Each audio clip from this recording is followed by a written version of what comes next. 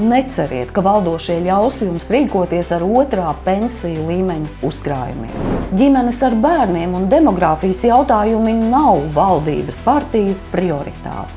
Sabiedriskais mēdījis ar finansējuma svirām ir piejaucēts valdībai kā pūkains pūdelītis.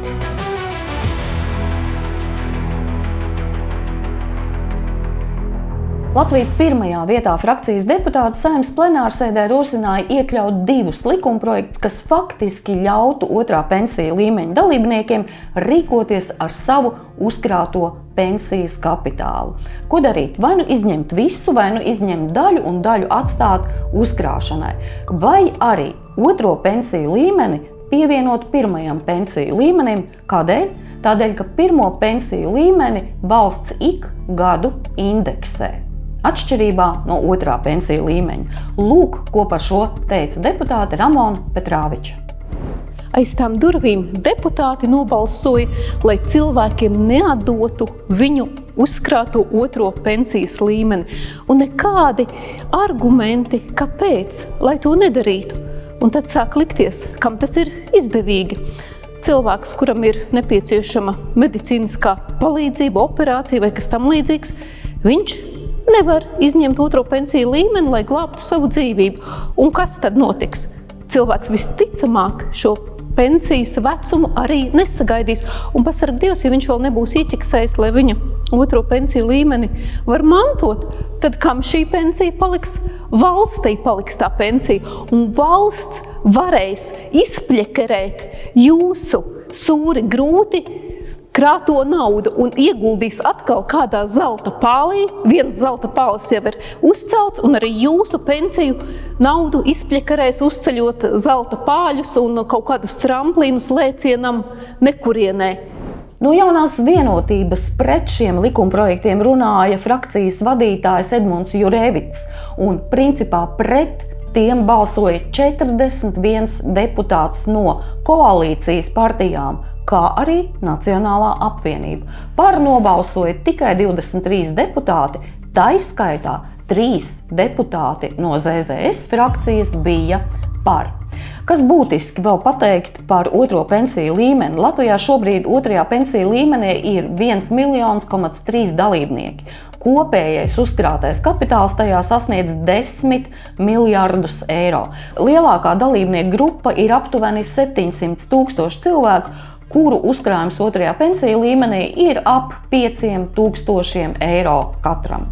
Izmantojot pensiju kalkulātoru un pieņemot, ka pensija tiek saņemta vidēji 10 gadus, šāds uzkrājums pie pensijas mēnesī dotu apmēram tikai 20,78 eiro papildus. Kā Latvija pirmajā vietā rīkosies tālāk?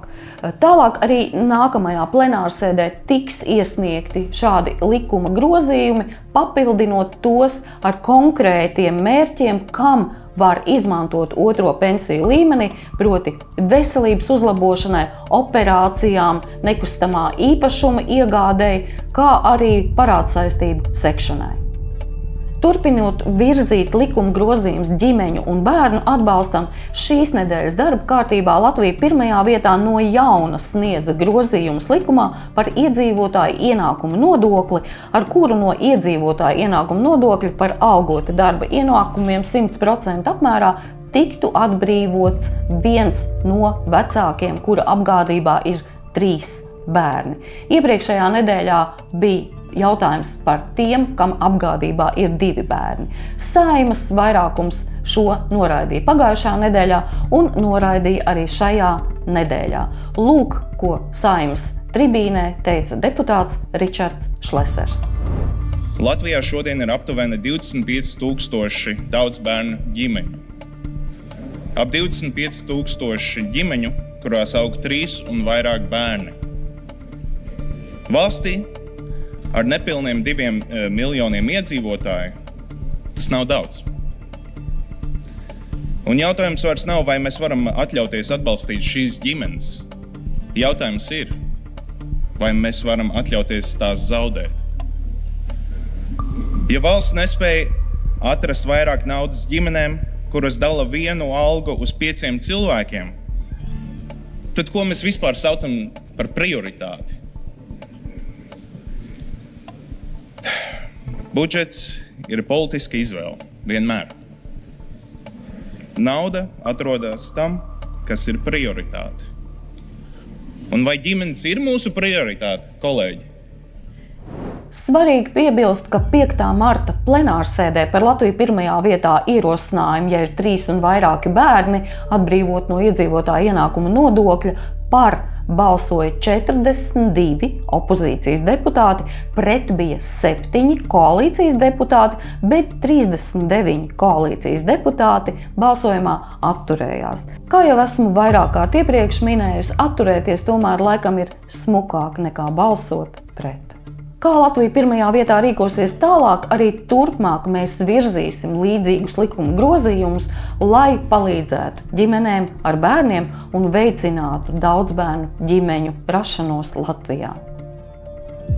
Latvija pirmajā vietā deputātu uz frakcijas sēdi aicināja izglītības un zinātnes ministri Daci Melbārdi, lai jautātu par aktuālām tēmām izglītības jomā, proti par tālmācības likvidēšanu, par mobbingu skolās, par skolotāju darbu un tā tālāk un tā joprojām.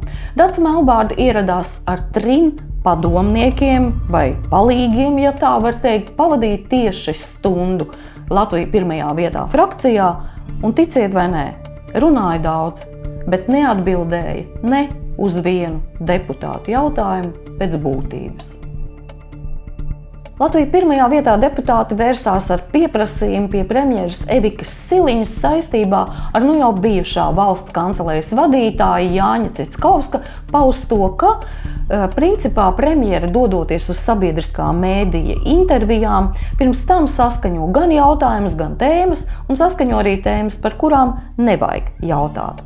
Kādēļ šāds pieprasījums? Tādēļ, ka sabiedriskais mēdījis tiek pilnībā finansēts no valsts budžeta un ir pilnībā atkarīgs tikai un vienīgi no valdības partiju labvēlības. Līdz ar to rodas risks, ka sabiedriskais mēdījis jau sen vairs nav neatkarīgs un objektīvs. Un deputāti jautāja premjerei, vai viņa piekrīt apgalvojumam, ka interviju jautājumu iepriekšēja pilnīga saskaņošana ar izpildvaras pārstāvjiem var radīt risku sabiedriskā mēdīja redakcionālajai neatkarībai, kas tiešām ir ļoti svēta.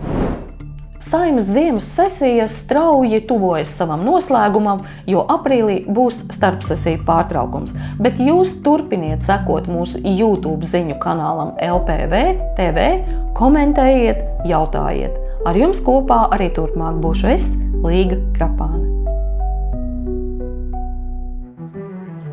Mana pieredze ar latviešu filmu veidotājiem ir tāda, ka viņi ir viena no labākajiem cilvēkiem, ar kuriem man ir bijusi iespēja sadarboties globāli. Diemžēl pasaule to neredz.